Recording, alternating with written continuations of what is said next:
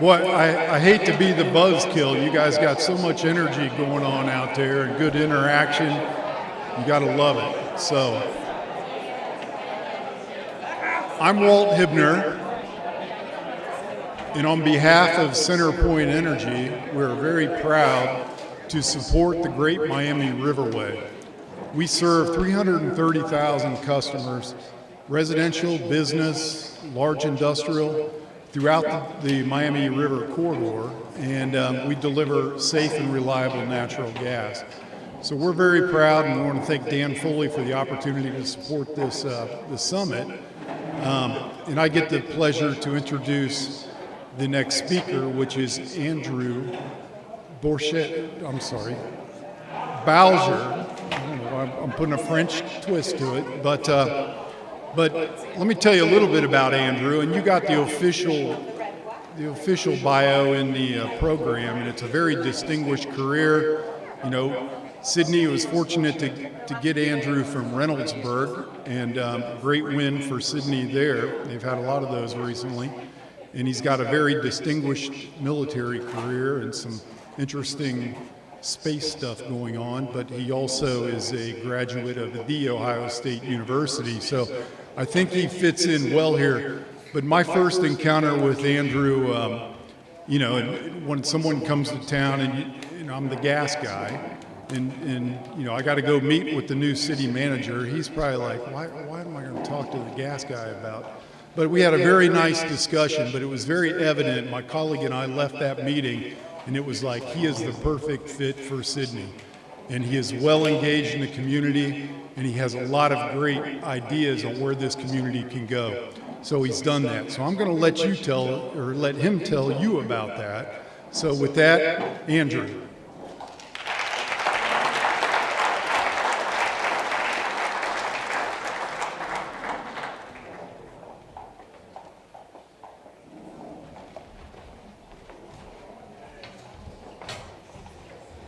Thanks, Walt. So, welcome to Sydney. That's right. My staff told me just a few minutes ago that I better entertain, so hopefully I can't disappoint. So, welcome to the Riverway Summit. I'm going to share with you something that City Council just passed. The City of Sydney is a global nucleus of entrepreneurial innovation with a focus on family values and small town vibrancy. And I think, yeah, please, yeah, go ahead, yeah. I think it's pretty indicative of council and everyone kind of all being together, trying to row in the same boat and do some great things here in the region.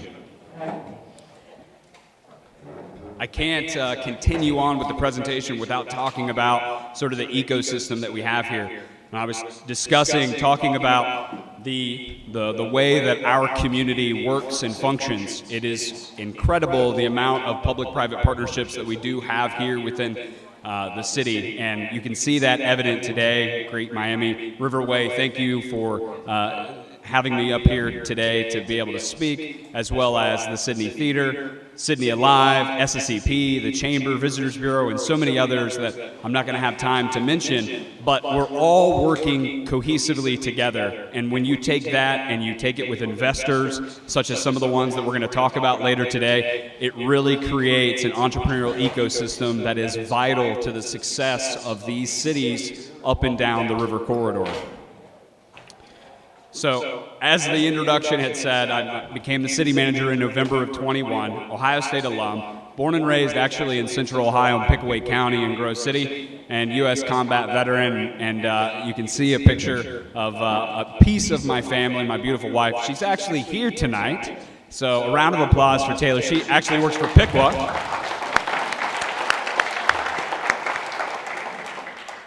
So, I came through and really had a knack for service. It really started with the U.S. Army. I don't think that I really had an understanding of the man that I was yet to become, and I needed to find my way. The Army certainly led me, helped me do that. I went off to school afterwards, did a couple of tours overseas, came back, and then started working for the Air Force. And I was lucky enough to help build space launch complexes for SpaceX, NASA, Blue Origin out in Vandenberg Air Force Base, which is now a space base. It was a very exciting time, and I think for the first time, I was able to take the love of service from the military, a company with city planning and development background, and push the two together. I came back to Central Ohio for family, and then eventually led towards Sydney.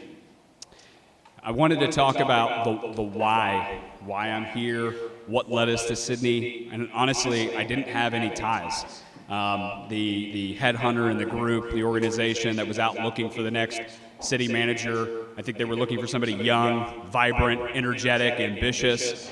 I hope that I've done that justice and I've been able to fulfill all of those wishes. But one of the things that led myself and our family, the easy answer is to take a look at this slide and to take a look outside, but really, truly is the downtown and the people that we have here. It's pretty amazing.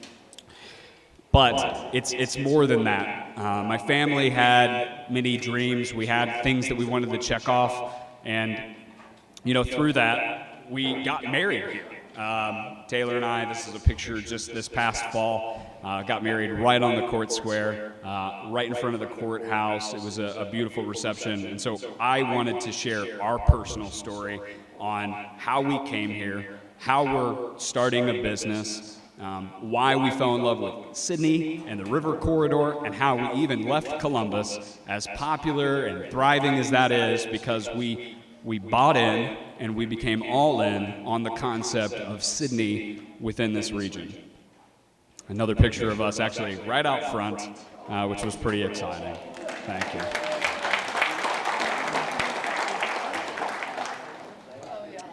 So I said business, and if you've read in the papers lately, you've probably read our story, which is one that's very phenomenal. Taylor and I met several years ago, and we met through an organization called MORPC, the Mid-Ohio Regional Planning Commission. She's also a planner by trade and background. One of the amazing things was we met Amy Brynick, who's here this evening, and you've got to talk to, but that was her building, which now we own, and we're reconstructing into a wine boutique that we call Osteria. It's ran like a winery. My time spent out in California wasn't just launching rockets, but it was drinking a fair amount.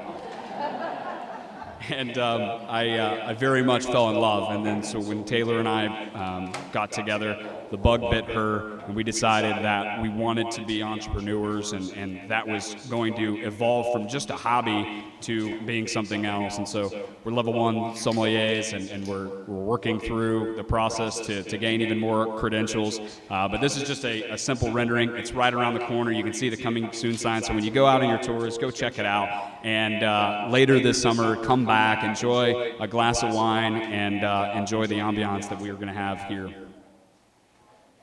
So let's talk about placemaking real quick.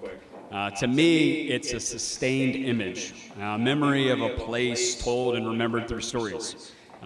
Through this lens, I think it creates sort of this symbiotic relationship with a person and its memory, and then your loved ones. So I wanted to share some photos of some placemaking that we were a part of. And if you haven't been to Butler County and their donut trails, you can see with our son here, who is truly, I feel like, a donut monster. It's a really good and fun time. So you've heard a lot about the history of Sydney, and founded in 1820, and where it got its name. We're almost 8,000 acres and continuing to grow. Obviously the county seat and the largest here in Shelby County.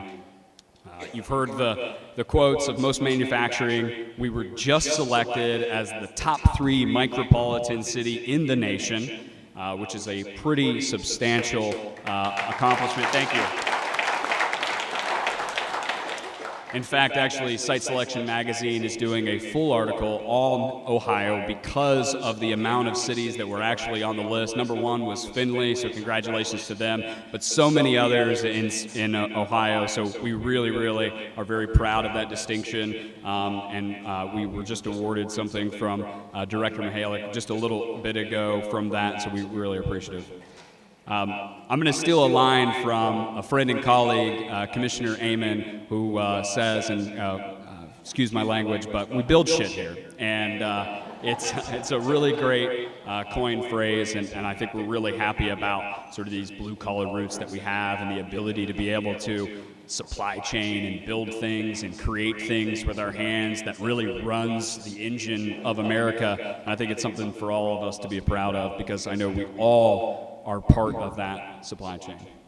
11,600 people come to our community every single day to work. That doesn't include the almost 22,000 that actually live here.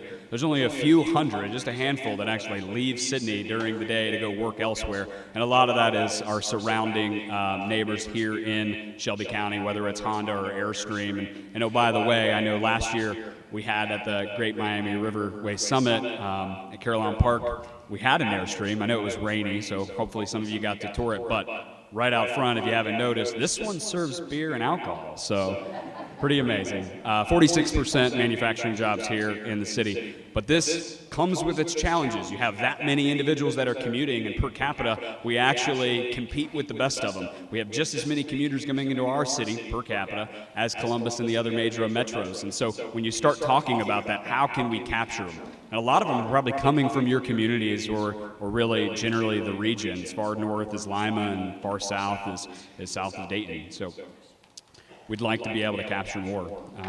Some of the priorities, housing, it's been a big thing. We've talked about it today, both in our downtown core and outer peripheral areas. Redevelopment opportunities of key structures and buildings within the downtown. Transit growth, enhanced bike and pedestrian access. I'll talk a few projects later, but we're underway with a parks master plan. I wish we were a little further along, but some of the great things that are going to come out of that are not only trail expansion, but how do we activate more green space within the community? How do we create connectivity for pedestrians within our community to get them into the downtown, even from our neighborhoods? How also do we create a splash pad, maybe downtown, an amphitheater? So all these things we're putting in so we can start programming and putting dollars towards a lot of these great activities.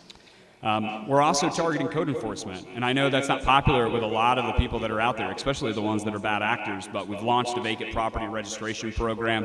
We've got our community development team that's sitting over there. They've been working extremely hard, taking care of this, and then launching a new rental revitalization program, because we understand that our community, as well as many of yours, do not live the same way that we used to. Our moms and dads certainly thought of the American dream as single-family homes and little McMansions spread out across various lawns, and the way that the young generations are living are absolutely different. And so we're trying, we're listening, and we're trying to make sure that we're putting programs and dollars into those key areas so that can grow and boom. We want to target infill projects. You can see here some of the areas and the roads. I think we've got a great infrastructure. We have ample amount of water and wastewater capacity here in the city. We're extremely fortunate for that. It allows us to grow in ways that a lot of other communities can't. So we're very, very thankful for that. And then also continuing to be fiscally responsible for our taxpayers. One of the other priorities that when I came in was to talk about workplace culture. And that's a really, really big thing, especially now after COVID. You know, this live-work balance, understanding that individuals have a choice. There's a lot of opportunities that are out there for individuals to go and work. And if you're not going to reach that and take that head on, then you're going to continue to struggle finding individuals that are going to come into your community. So this is actually an image taken when we were part of the Great Float last year. It was an amazing opportunity. I gave all the staff that wanted to go time off. So we had about 20 or so individuals out there that was on the river. It was an exciting time. It's something that we're going to do next year in Troy. So I challenge all the rest of the city managers, the mayors, take your people out there and get through the day, get wet. In between West Carrollton and Miamisburg, we even dubbed a little island because we had our HR director who tipped her canoe. And so if you're ever down in that way, know that that's Kelly's Island now. So we followed that up later in the year in September last year, and we did our own here out in Sydney just because it was such a success. We wanted other individuals that didn't have the opportunity to do it beforehand to come back. And last night we were actually at the Dayton Air Park as an employee appreciation night. So we hosted that, and we took out a deck, and I think people really had a great amount of time and got to enjoy their families out. The weather was beautiful. So more and more things like this we're doing here at Sydney, but that goal is to create this sound workplace environment for those individuals where they can thrive and be creative. Let's talk Riverway Trail. We know we've talked, Commissioner Bornhorst had talked about our expansion to south, getting into Lockington, tying into Piqua. That's extremely important for us as well. But also getting out of our southern boundary and our cemetery and getting it into the downtown. So this is a general layout of what we are trying to do. We've been working with CSX Railroad, talking about a rail spur that no longer exists. The idea is to create an emerald necklace that not only is a north-south connector, but connects with other multi-use paths and trails that we have within the community to get our neighbors into the downtown, get them to the river, they can cross the Stoley Bridge, and then they can go to the 250-acre Toowawa Park. It's an exciting time. It's something that I know we're going to put some additional dollars and funding towards, and it's something that we know is going to spur future economic development. The Borough development that was discussed earlier, but it's greenfield development, over 220 single-family residences from Ryan Homes, 70 acres of commercial retail. You see the sign there for Ferguson Construction, who's doing a lot of the work. Mick Given, I know, is here today as part of the MSGA team. We want to thank them for their commitment into Sydney. 70 acres of additional commercial retail space, probably going to be anchored by one large commercial tenant, and then also Wilson Health, medical campus and expansion there. If you drive out 75, you can see their trailer. It's going to be extremely exciting. It allows us to also connect certain areas that were cut off within our community, and it allows for not only housing, not only multifamily, but additional commercial that other communities already share that Sydney is lacking, and so we're going to build that. The Ohio building, Jason Woodard from Woodard Development is part of this project. He's going to be up here on our panel later, and we can dive into the weeds on this project. We just submitted for tax credit for T-MUD, but it's almost a 100-year-old building. It's 5-story mixed use. It's probably going to have around 45 luxury apartments in the top. The city had owned it for several years, and when we came on and we started working with Woodard, we knew that they were the right developer for the job to be able to turn this into something new, something vibrant, something beautiful, something that can be accessed, and we know that we want more individuals living within the downtown and shopping in our restaurants and retail.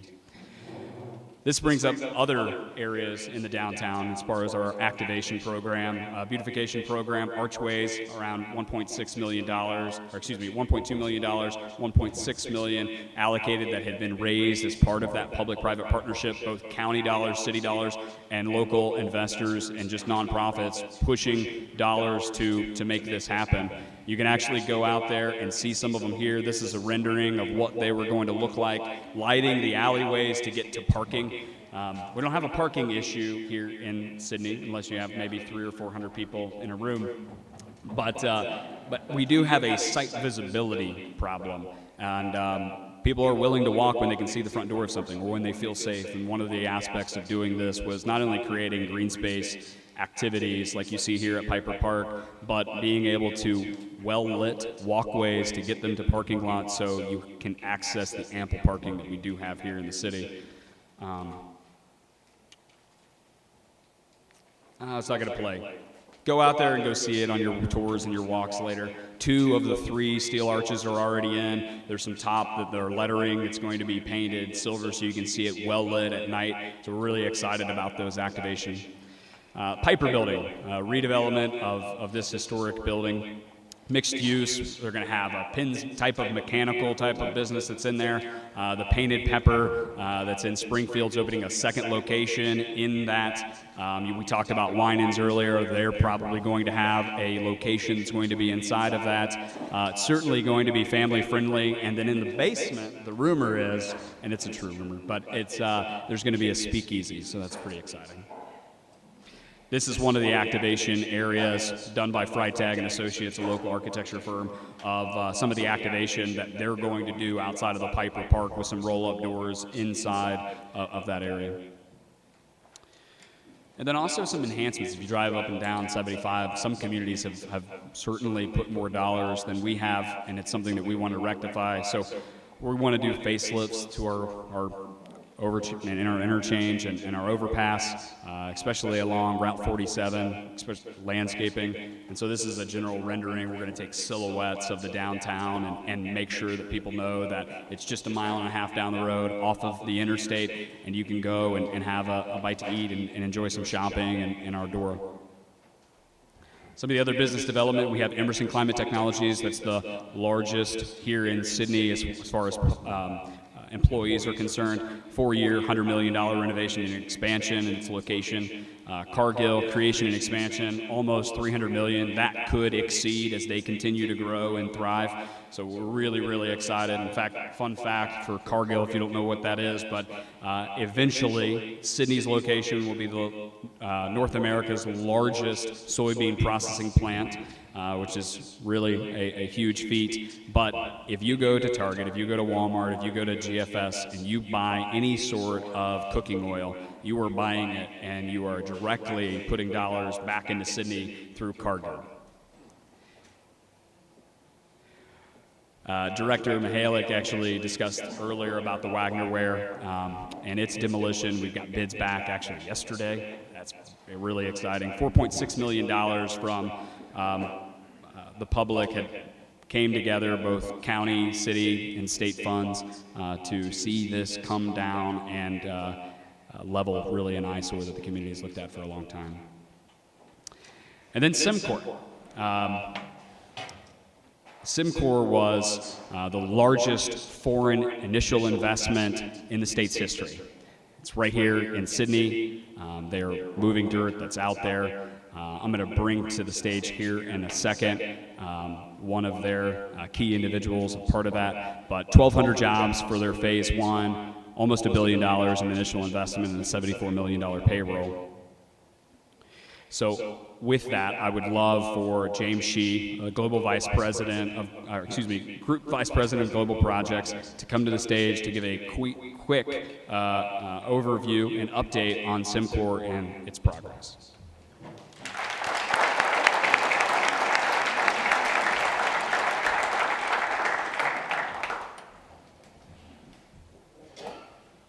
Thank you, Andrew. And it's great to be here, and it's an honor to have the opportunity to be here with all of you and tell you a bit about SimCorp and what we're doing here and why we're so excited to be here. So my name is James Shee. I'm the Vice President of Global Projects for SimCorp Group.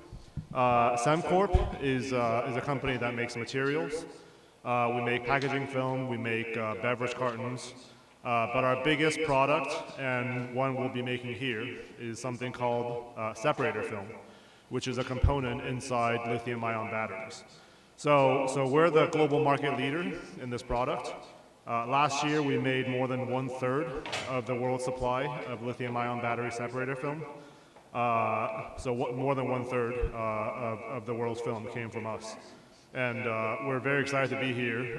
As we all know, there's a big transition happening here and everywhere, from internal combustion engines to battery-driven cars, and every battery needs a separator film.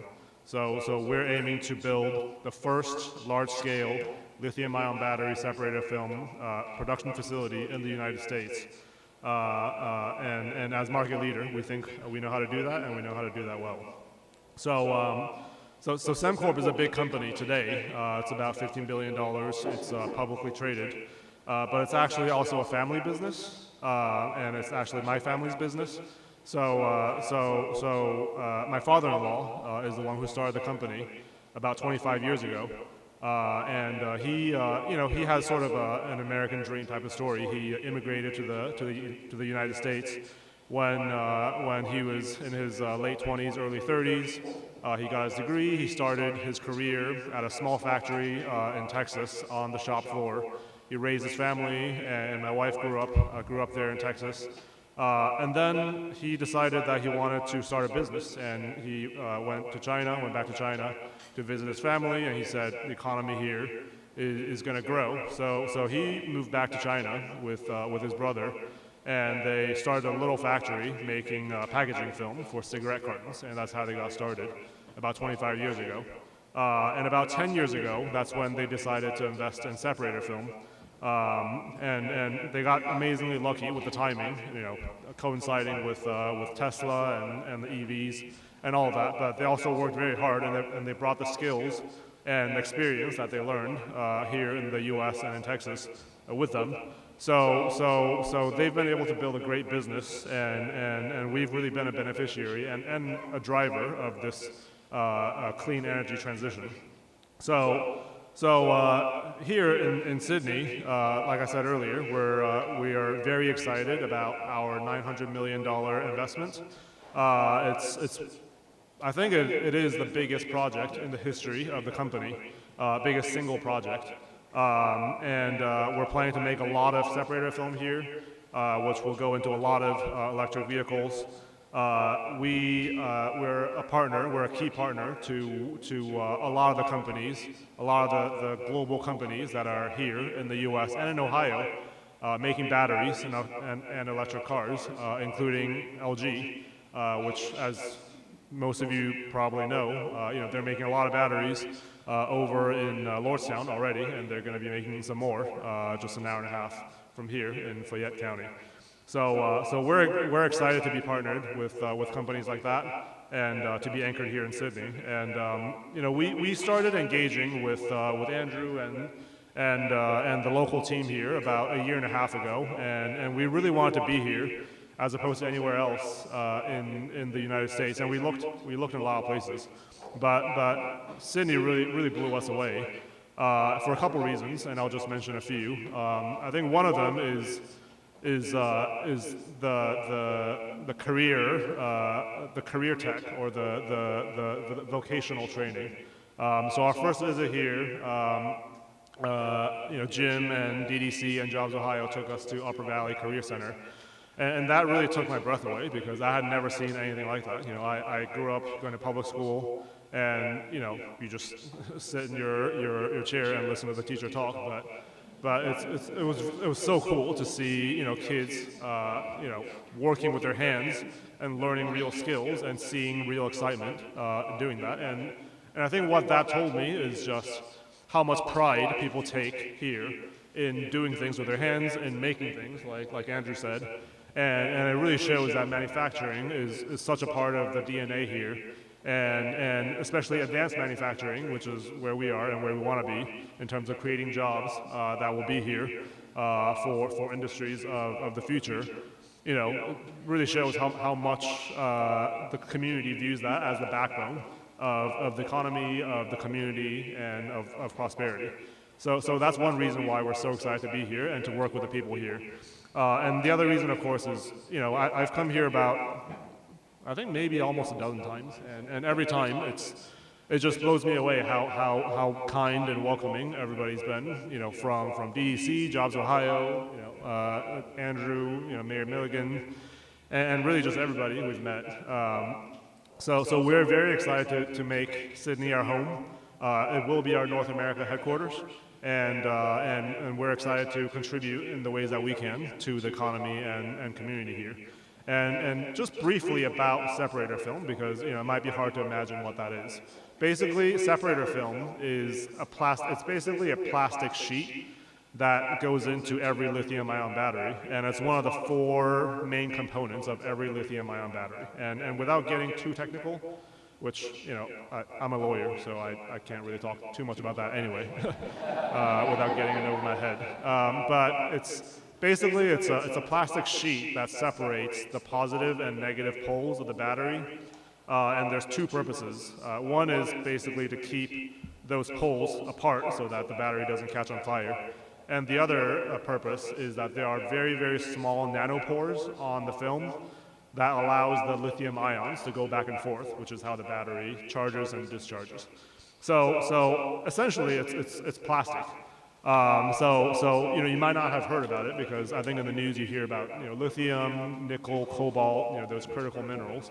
But something like a plastic sheet, which is not very sexy, is still a very important part of the battery. It's quite hard to make, and we think we figured out how to make it and how to make a lot of it and make it well. So it is a component that as people start driving more and more EVs, it is something that's someone's gonna have to make a lot of it, and especially now with this push to make more of it here in the U.S. We would really like to be here to be a part of the market and to be a part of that transition. So we're hoping that we will be here for a long time to come to be making this product and to be a part of this historic transition to EVs and be a part of that economy. So I do want to, I know I'm probably running on, but I do want to conclude by providing a brief project update. So I mentioned it's a $900 million project in terms of investment cost. We're just down on Fair Road and Mill Creek Road, which is, if you've driven down there, you've probably seen some of the works coming up. It's going to create 1,200 jobs, as Andrew mentioned, and they're going to be good paying jobs from machine operators all the way up to engineers and corporate functions, since that will be our headquarters in North America. And so that's phase one, and we're going to put 8 lines in that building right there, which will make 800 million square meters of film a year, which will go into about 60 gigawatt hours of batteries. And we also have plans for a phase 2 that's right next to it. So we broke ground last year, and there might be a picture of that. Sorry, yeah. Back, okay. Oh, no, sorry. Back one more. Oh, I guess that's it. Okay, great, yeah. Thank you, Andrew. We broke ground last, I think this is August or September. And we announced our project last May together with Jobs Ohio, which was very exciting. And we've been doing design works, which is a lot of work. We're on almost 300 acres, and the buildings will cover just under 1 million square feet. So there's a lot to figure out in terms of buildings and infrastructure and piping and all of that. But that's what we've been busy with. If you've driven by the site lately, you may have seen the works have slowed down. And that's partly because we were waiting out the winter, partly because we're still finishing designs. But we're still very much pushing forward with the project, and we're looking forward to getting back onto the site and start moving dirt and pouring concrete very soon. And I guess just one last thing that I've shared with some of you, one-on-one already. One of the issues we're dealing with right now, and if you've been reading the news, you've probably read about it, is there's a lot of federal policy coming out on EVs and EV tax credits and things like that. And if you're thinking about buying EVs, that's a big part of the calculus, right? Because you could get $7,500 in tax credit. So there's a lot of policy coming out right now, and some of that affects the way that we're gonna do business. It affects how we structure our business. It's a little bit complicated, but it is something that is a little bit complicated because of the politics. And as many of you probably know, we have a presence in China. That's where the company started, although the family is from here. So we're trying to figure that out. We're still waiting for further guidance from the federal government, but it does create some uncertainties that we have to work through. But we do have every confidence and every hope that we'll be able to be here, and we'll be able to build a great American company here, and still be able to bring some of the resources, experiences, technology that we've developed elsewhere in the world to make that happen here in Sydney. And I know our representatives in Congress have been hard at work on this issue as well. So that is something that we're working through right now. But again, thank you, Andrew, for the opportunity, and I look forward to being back in Sydney very often. We do have my colleague, Leslie O'Hara, with me. She's the director of HR, and so she's local, and I'm sure she would love to meet all of you as well. So thank you again, and I appreciate the time.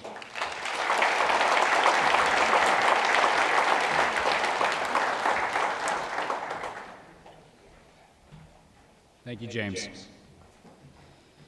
So just as another viewpoint of what that looks like, and obviously plan of a phase 2, but there's still room. So let's talk about next steps as we close up before we start the panel.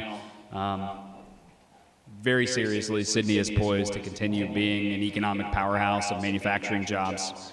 We want to continue being forward-thinking. We want to strive to make technological advances. Our IT director is here as well, Joel Glass. Big shout out to him and the community development team launching new software coming later this year to make things more user-friendly. Online bill pay, contractor registration, bringing the city in the 21st century. Continuing to do comprehensive planning. If we don't have a plan, then we have no path forward.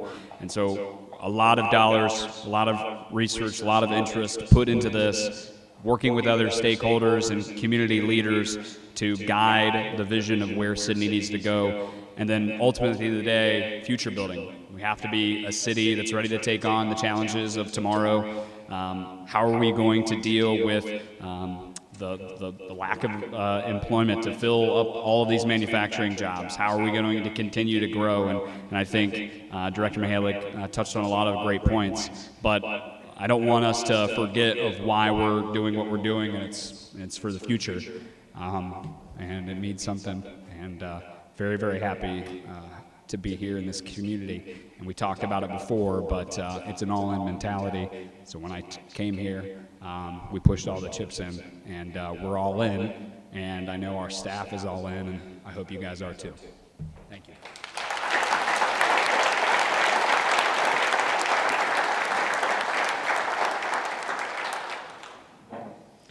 So with that, I would like to bring up to the stage a couple of our panelists. First up, Jason Woodard, Principal of Woodard Development out of Dayton, Ohio.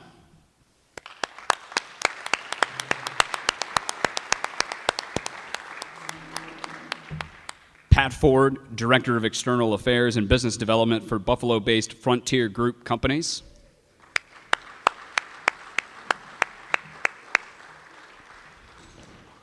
Andrew Dye, Vice President and Head of Strategy at Jobs Ohio.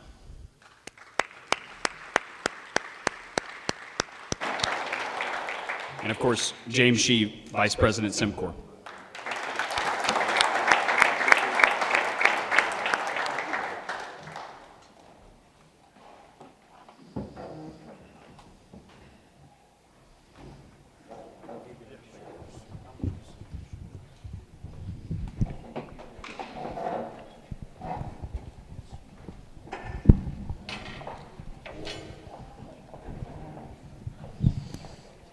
When Dan Foley and I talked, and he was asking for input on who should create the panel, there was a lot of names that were thrown out there.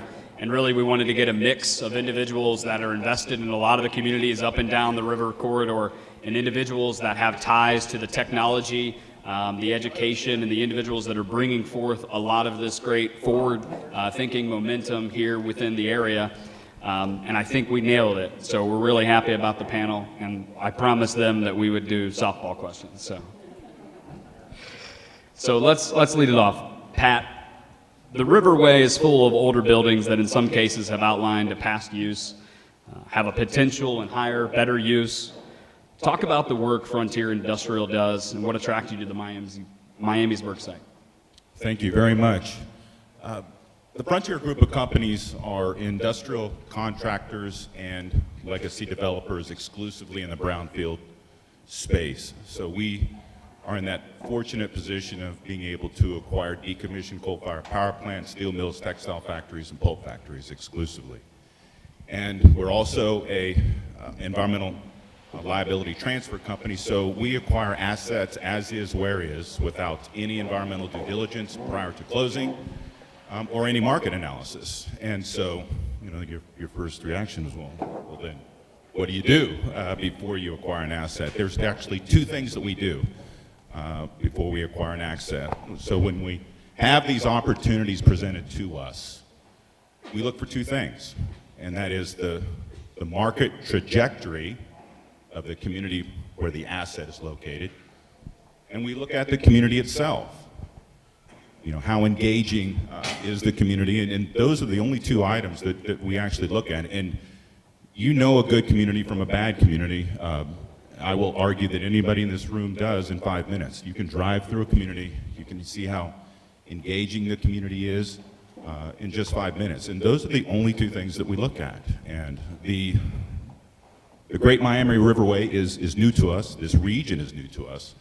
But going to a community, what's interesting is I've never had to make one cold call in the 2 years that we've been here. There are great ambassadors on the river.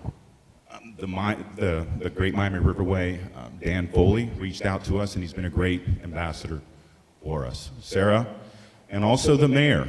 I saved the best for last, Mayor. And what's interesting about those three folks is that we had not been 2 weeks out from the closing of that asset, and I received phone calls from Dan and Michelle. And between those two contacts, I now have relationships and connections in 2 years, all the way up to our governor's office, our congressional delegation, the Dayton Area Chamber of Commerce, and the Miami Conservancy, and EPA, and DNR. And all of those folks are critical to help us not only get our head around the asset, but also get our head around the vision of the community, and also being able to come up with a plan and working with all of these partners to fold this asset back into the fabric of the community. Thanks, Pat. In that same vein, Jason Woodard, you work in multiple Riverway communities. We talked about the project here in Sydney, and there's so many, and I know you're working projects in downtown Dayton, Lofts, and Tip City. Can you talk about what attracts Woodard to those projects, and maybe use Sydney and some of the other ones as examples? Yeah, certainly. So Woodard Development's a regional development firm, wide range of product types, but with just about every project we take on, it's really about the community, and Sydney and Andrew and the whole community's been super embracing from the start as we contemplated the Ohio building that's right next door, and we hope to get that started later this year, hopefully with some historic tax credits that we're in line for. So, but really all these projects, and Pat touched on it, I've been here my whole life, and I know many of you have, and it's just we have individual communities, but we're a great region, and everybody works very well together. I mean, there's always the infighting here and there, but for the most part, everybody's in it together, and we recognize that, and it's really about the power of the administration and the communities to set the stage that welcomes development. And on a macro level, we've heard about all the wins that the administration has had at the state level in Jobs Ohio and bringing jobs. But if we don't create communities where people want to live, those jobs will go unfilled, and then we'll start to lose those companies. So it really goes hand in glove. The more welcoming a community is, the more projects we can do, and it's kind of a positive, self-fulfilling prophecy. Thank you. Andrew, beyond being a community, being welcoming and with open arms, can you talk about why you believe Ohio is a good place right now for economic development? Well, good afternoon. It's great to be with you all. On behalf of our CEO, JP Nassif, Jobs Ohio appreciates all the energy and leadership in this room. The future is very bright, and we're going to do everything we can at the state level to help support your efforts. One of our sayings is all deals are local. So yes, James, in your firm, you consider many different states, and happy to hear you put a spotlight on how Sydney charmed you and won you over. But we're here to do our part to help keep showing well in front of corporations large and small. I think the main takeaway right now is, Ohio is still in a great position to win more opportunities. We've got a top 10 business climate. We've got top 10 industry diversity in terms of the mix of industries. We're still working with about 350 companies a year on investments in the state. 1 in 5 is new to Ohio. Those get the most attention, but most of our staff still are focused on existing Ohio businesses. But if we recall, we're about 10 years old, and those first 7 years, call it, all of our money was really going into corporate incentives. And in the past 3 years, we've put much more money into site development, talent programs, and innovation. And so thrilled to see the momentum here, and we want to do our part to help it continue. And, you know, I think when, you know, how is Jobs Ohio pushing along? All of our programs are designed really at three themes: speed, help companies go faster; cost, help them do it at lower cost and risk; and then talent, where we've really tried to bulk up our talent investments in the different regions. So, thank you, Andrew. Thank you. With that, James, you know, Andrew talks about Ohio and our poise. Obviously, you've landed here in Sydney. What does it take for a global manufacturer such as Semcor or anyone out there? What are some of the things outside of some of the workforce development that you talked about that Sydney and Shelby County had specifically, but what was it like working with Jobs Ohio and, you know, beyond Ohio for the rest of the communities that are out here? What else should they be taking a look at to help drive that and to help land more within the Riverway corridor? Yeah, that's a great question. And I didn't know I was going to be on this panel until the lunch break. So if I sound incoherent, you can blame Andrew.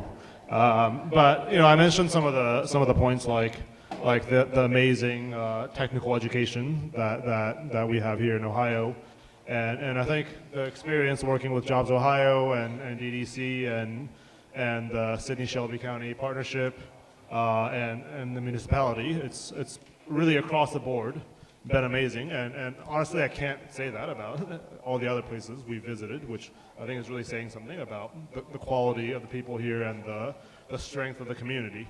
Some of the other things that I think really helped, the site on Fair Road and Mill Creek Road, I think that was the best site that we found by far, and I think that's a credit to Jobs Ohio, to DDC, and to all the folks who are involved in developing plots that are shovel ready, as they call them, and so for us, you know, speed to market, like Andrew said, is really important, especially in this industry, in this energy transition industry. You know, the whole market is sort of rushing toward getting these EVs on the road. So our goal is really to get, you know, to push products out as fast as possible, and so that was one of the main things we looked for. Is we need a good piece of land with good utilities ready to plug in our machines, you know, on day one. And I think really, you know, everybody did a great job to develop that piece of land, and so we're very thankful for that. I think another aspect is just, again, sort of the history and legacy of manufacturing and automotive that's here. I think that was a really easy sell for us. You know, it's there, again, like I mentioned earlier, it's the pride that people take in manufacturing. It's the pride people take in having this industry here, which I think is really something that is sort of an intangible benefit to the company and to all the companies that are here. All the companies here benefit from that. So I think in all those ways, it's, you know, it really was kind of a no-brainer at the end of the day. Thanks, James. Pat, we understand that the global marketplace right now, we know costs are rising. What kind of advice can you give communities about repurposing buildings that some people have given up hope on, like coal plants? What's interesting about this space is we are in a very unique time. I would think that brownfields are becoming the space to work in. And when you look at brownfields, I can't tell you how many people, particularly development officials, and that's the space where I cut my teeth, there's a big fear there. There's a big fear of the unknown. But it goes back to what I opened with about the importance of relationships. When I tackled my first brownfield 20 years ago, I was no different than anybody in this room. I had little knowledge and little resources, yet I was expected to tackle this abandoned pottery factory that had been there for 30 years. But what I quickly realized is, and this is something that has been instilled in me by the Frangione family, we're a third-generation family-owned business, is that I was reminded that when you buy a property, you're not investing in that property, you're investing in a community. and understand and appreciate the resources of that community. Go in there believing and knowing that they're expected to do a lot with little money and little staff. So, you know, I look at the situations that we're in, and again, understanding that there are two things that are critical to repurposing these sites. You need technical assistance and you need financial resources. And when you first tackle these properties, guaranteed you don't have either. But then that goes back into the relationships, because you will never master any one of those. But you will also learn the third word that has been important in my vocabulary for the past 30 years, and that's leveraging. Establish those genuine resources, and if you have those genuine resources like I opened with, you will be able to leverage those genuine relationships for technical assistance and financial assistance, and before you know it, you will have that capital stack to be able to build anything within the vision of a community. Thank you, Pat. Jason, what kind of help do you need from our Riverway community is once you have identified potential interest in projects? What are you looking for more projects, and what kind are you interested in? Yeah, I think what do we need varies community to community. We really hesitate to come in and say, what can you give us? It's really about creating a vision and then figuring out how that aligns with what the community wants, and then figuring out how you fill that gap if there is one. We're in a really unique time, and I think COVID certainly wreaked havoc on a lot of things, but what it has also done is made people pay more attention to where they spend their time, and I think that's led to the resurgence of these smaller communities, Main Street development, and with our Riverway, a lot of that goes through smaller communities, and for hundreds of years, we've turned our back on the riverfront, as we just haven't embraced it, other than for power plants and things like that. But if you go to other regions around the country, and San Antonio is a great example. It's barely a stream, and it's the Riverwalk, and so we have a great resource here, and so the fact that it hasn't really been embraced, I think creates tremendous opportunity. So we've embraced it from a recreation side, but from a residential or commercial side, it's really a limitless opportunity. So you still need to have demand, and again, it all kind of feeds off. Each component feeds off the other, because as you continue to add jobs, it creates housing demand, creates demand for amenities, and so you have to look at each community individually. But there's a lot of tools out there, and it's just about figuring out how where the market is or where it's headed aligns with that community vision, and then trying to solve the puzzle. So one of the themes that we've discussed really all day is to talk about the housing. How do we gain more? Can you talk, and really this is for all four, where do we go from here? Can we talk about how can we accomplish those goals of adding the additional housing? What do we need to do as communities, and what do you see as the next step of how we get that done? Well, I'll jump in at a high level. Folks in economic development spend much of their time on what I call left brain activities. Land prices, building costs, tax rates, energy prices, tax benchmarking. And I think when you look at the recent research and what's happened over the past 2-3 years, and I'm happy to be amongst those that you're talking about the quality of life narrative and everything that your communities have to offer in that regard. So I do think quality of life is becoming much more important as a part of the equation of site selection. The RFIs we get have more questions about these things, and so I think that balance takes us maybe to your thoughts on housing, but I would say the site searches we're getting, there's more emphasis on quality of life questions. I think one area that's difficult within communities is there's a lot of talk about providing for workforce housing or affordable housing. However, a lot of the zoning regulations kind of work counter to that, with make it so hard to deliver a product that in a cost-effective manner to where you can keep the pricing low enough for people to afford, and I think, it's, you obviously want quality product, but that doesn't always mean everything is luxury, and so, having a spectrum of housing options is very important, and I think, multifamily is a great example, prior to,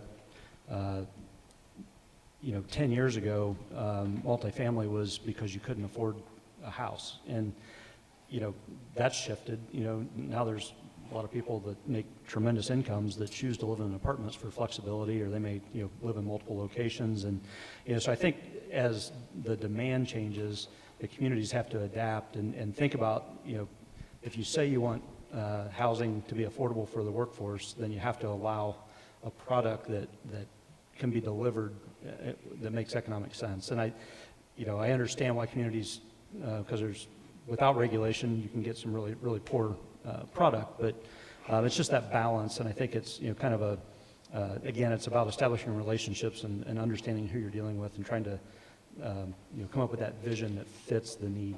And so I'm kind of a broken record on that topic, but I think it's really important to have those relationships. Absolutely. You bring up some amazing points.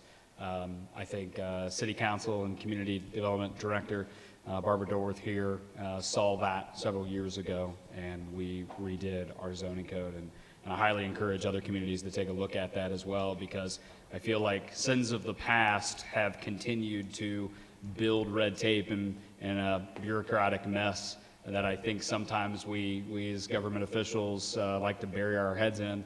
And all that does is continue to create barriers for yourselves and others to build equity within the community through housing. So you bring up an amazing point.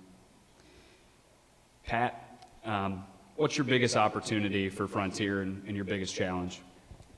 The biggest opportunity that we see is working in communities where you see that positive trajectory. Again, looking at a community like Miamisburg, what you don't want to do when you're in that space where there's lots of risk is you don't want to be the pioneer. You don't want to be you don't want to be the person going into a community where you're charting the path and charting the future. What was nice about the Miamisburg site, the former Hutchings Station power plant, is that community was already on an upward trajectory. So we did not feel like the pioneer going in there. They already had a vision. They already had that positive trajectory where the market was actually moving towards our site along the river. The Great Miami Riverway already had plans underway. And so our biggest challenge was figuring out how to come up with a plan that, again, folded into the vision of Miamisburg's economic development plans, and also folding our project into the vision of the Great Miami Riverway. But again, going back, if you have great partners, you can get the input, you can look at the numbers. Everything that you talked about was important, tax incentives, money, and all that other good stuff. That's still critical, but the fact of the matter is you still need someone there for a successful project to chart that course. And so that's the biggest opportunity. The biggest challenge with the brownfield space, particularly when you look at the large brownfield space that we're in, is people never think about this when you see these plants operating, and in some cases since the early 1900s or late 1800s, is that as the community builds up around these sites, there's no public water and sewer. And so because they always had their own water treatment plants and their own sewer treatment plants. So our biggest challenge on all of our brownfield sites are making sure that the infrastructure is in place. And what we're starting to see now is that, and we can't help ourselves and we get this. You know, if a factory comes in and you're going to be employing 1,200 people, you've got everybody from the mayor to the president of the United States tripping over themselves to get everything to the site. But when you need the housing there, it really requires you to be working in a community. And this is why we like working in the smaller communities, because they pivot quicker to be more creative to solve some of those problems like infrastructure. Fantastic. Andrew, last question's yours. From an Ohio perspective, what's the biggest opportunity and biggest challenge with regards to development, and where we go from here? So there are many big opportunities. I'll just pick one. I think it's the the reorganization of supply chains.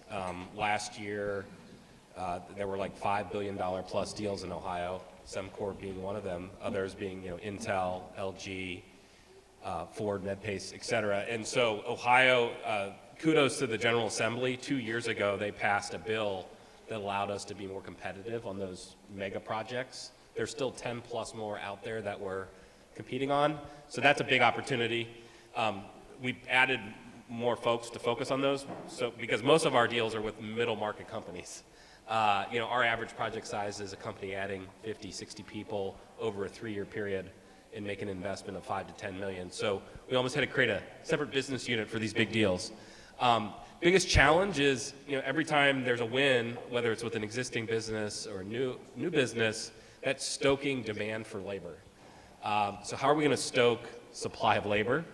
And again, the grants and other contributions we're trying to make to stoke the supply of labor so that there are enough workers to meet the demands of business. So Director Mahalik talked a little bit about the demographic challenges of the state and made the joke about children. I have a 3-month-old and a 2-year-old. I maybe not have as rosy of a thought as her on young kids, but I think, if I had a request, everyone has a voice. Use it to promote your local community, and the state will be there to help echo that and amplify it. Thank you. It was funny when the director had mentioned and made some comments. I sent a message to Taylor and I said, I believe the Department of Development is telling us we need to have more children. So, but how about a round of applause for our panelists today?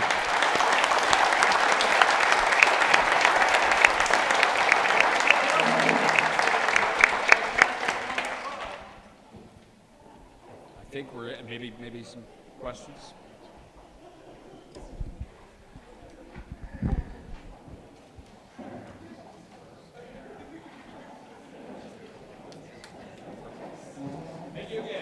All right, gentlemen, thank you so much. Another round of applause for Andrew Bowser and, of course, Mr. Ford, Mr. Dye, Mr. Woodard, and Mr. Sheath. Thank you so much for your investment in our communities and this wonderful and valuable information as we move forward with some of these exciting projects that we're hearing about today. All right, nearly there, ladies and gentlemen, we have a couple of things that we want to welcome to the stage now. Jackie O'Connell. Jackie, if you'll make your way on up to the stage now. Jackie is the director of the Metro Parks of Butler County. Please warm welcome for Jackie O'Connell. Jackie?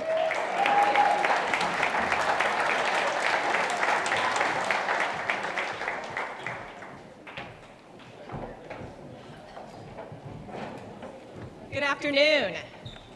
As he said, my name is Jackie O'Connell, and I'm the Executive Director of Metro Parks of Butler County. And can I say I'm very happy to be here today, and the reason why I'm here is to present the Great Miami, the Partner Award, Quarter Champion Award. I haven't got to that part on my notes yet. But I would also like to say it is so great to see so many friendly parks and recreation professionals out here. A lot of what we do, we don't get a chance to do things like this and celebrate with the rest of the community. So I'm very excited to help represent you guys as well.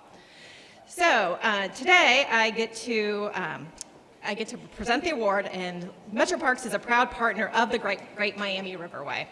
We're glad to join you today to celebrate the important work being done on the Riverway, and all of the work that we do, it furthers. We talked a lot about economic development today, but there are so many things, right? Recreation, economic growth, transportation, health and wellness, tourism, community pride, home values, quality of life. We could go on and on about those things. And today, I'm just so pleased to be up here to present an award to somebody or an agency that's going to make such a difference to help us in all of these efforts. As you've heard today, we're proud of the more than 340 miles of paved connected trail that exists in Southwest Ohio. Over the past 50 years, through hard work and collaboration through all of the communities, we've come a long way since that first mile of trail in Troy. Who would have thought Troy, right? And collectively, we are now the nation's leader in the number of connected paved trails that link our Riverway communities. On the Great Miami River Recreation Trail, we have 2 significant gaps that, once filled, will lead to even more connection between our Riverway communities. One gap that exists, we've heard today, is the Sydney to Piqua Gap, and the community leaders are working hard to fill that gap. The other significant gap is less than 5 miles between Middletown and Hamilton. Today, I am privileged to present the annual Riverway Award, the Corridor Champion of the Year Award, to Butler County Commissioners Cindy Carpenter, Don Dixon, and T.C. Rogers, as well as Butler County Administrator Judy Boyko. Last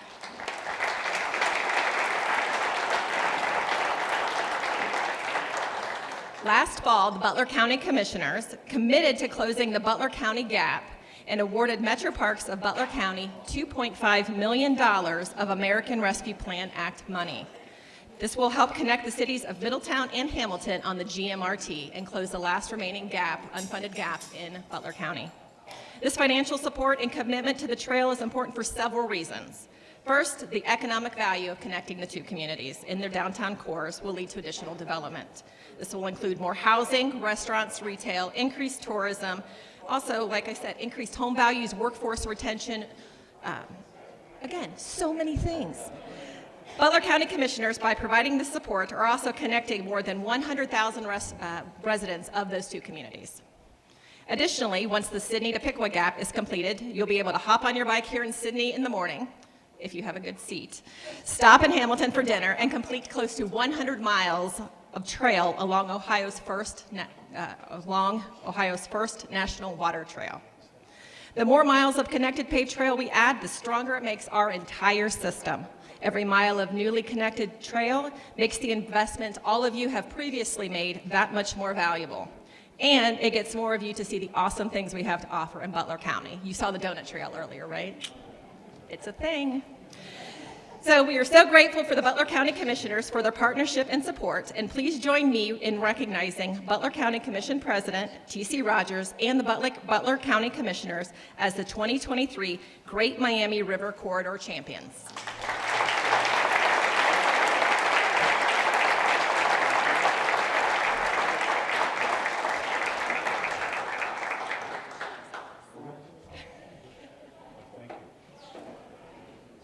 Jackie does a great job at Metro Parks and really takes in a lot of the visitors. Butler County is the 7th largest in the state, and as of 2020, we have paid our general fund debt down to zero, and that's with the lowest sales tax in the state. We're also going to have this trail. Somebody brought up beer, but you're only going to be like a mile away from the Miller Brewery, which is the largest producing brewery in the nation.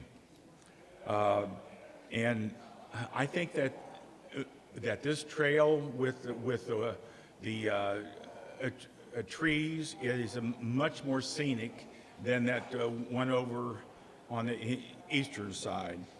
But one of the attractions on this, you may have heard, we have this development called Spooky Nook, which is supposed to bring in 1 million people to the area in a year.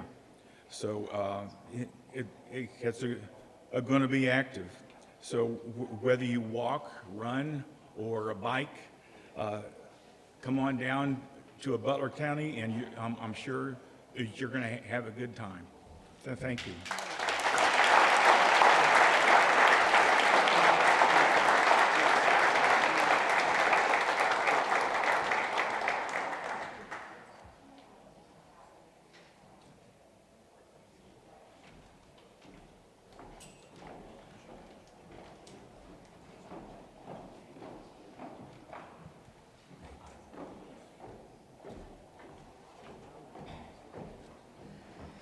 Good afternoon. Just a couple more things and then set you out on your field trips. So Amy, if you're, Amy's coming down to talk about field tours for just a second, but I just want to say on behalf of the Miami Conservancy District, thank you so much for your time today, your enthusiasm, your good ideas on those cards that we will be compiling and considering about how to operationalize.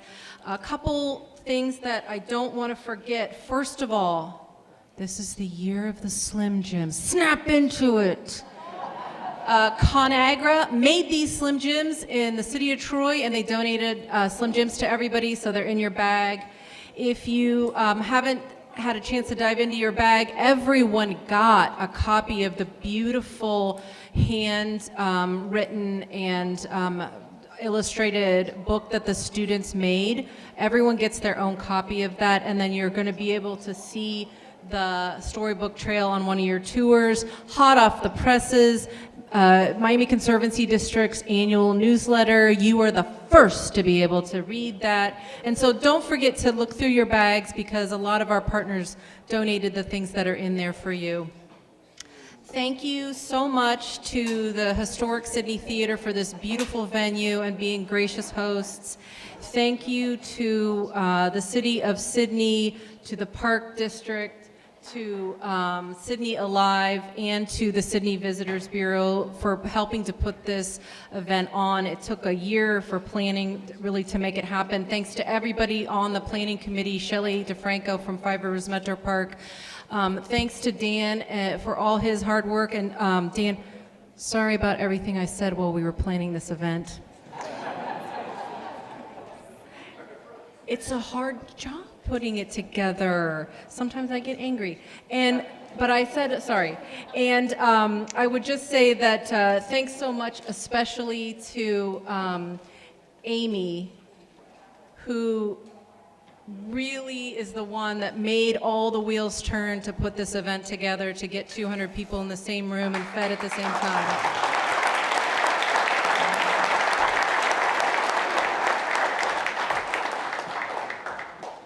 So thank you. Well, thanks to Sarah and Dan for doing the Riverway stuff all year long. I mean, one of the great things about being part of the Riverway is all of the connections we have, right? I know on behalf of our downtown and our city, we are thrilled to have you here with us. Inside this theater, this is a painstaking renovation, and the theater team, the board members, this is a perfect example of how hard it is to do these things, but it can be done when people come together. So we appreciate you being here, supporting our theater, supporting our community, and just all together. I've been in all of your downtowns. I think they're wonderful, they're beautiful, and I hope that you encourage your folks to travel up and down the Miami Riverway as well and join us there. That being said, I hope that you can stick around. We've got some fun stuff planned for you this afternoon. Everyone on your table setting had this historic downtown Sydney tour, has a fun little map in it, some information about it. This was put together by our Shelby County Historical Society and our Sydney Visitors Bureau several years ago, and redid it for our, sorry, you guys have me all flustered. We redid it for our bicentennial here in Sydney and Shelby County. You also have a sheet here with actual interior tours. We just opened some luxury apartments in the downtown area, and we'd love for you to go check them out. The Wallace Learning and Innovation Center is open. You guys get to go in right now before their opening date. So that's a neat way to look at the history of downtown, our downtown, our city, our county, and where we've all come from. So there's also a scavenger hunt going on. So we are utilizing the district's app, one of the things that came with Andrew when he came into our town. And we love being able to showcase our downtown on that. So the QR code's there if you'd like to download it. If you click on the attractions tab, you'll find all the places that you can go visit for that scavenger hunt. And then I hope you join us this afternoon at 4 o'clock at Murphy's Craft Bar and Kitchen. That is another gem in our downtown, and we are thrilled to have that business here, as well as those who supplied lunch for today. We're just so grateful you're here, and we're excited to share our community with you. So thank you so much. If you have questions, we'll be around, but enjoy the tours. You can tour the theater. They're gonna start serving beer, wine, and liquor now that the summits are over. And you can take some great tours. Ian and his team are going to give you an intimate view of our theater, and then you can do the other tours as well. Dwayne Geyer is going to take you on a bus through Tooele Park. There's a tent out front where you can gather to get on the bus. Space is limited. What else am I missing? Dora opens at 4. Oh, yeah, the Dora opens at 4.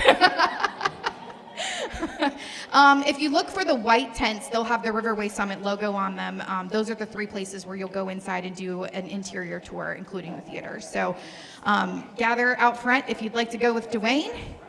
And there's lots of salad and pie left. Put it in your bag. Nobody's going to tell.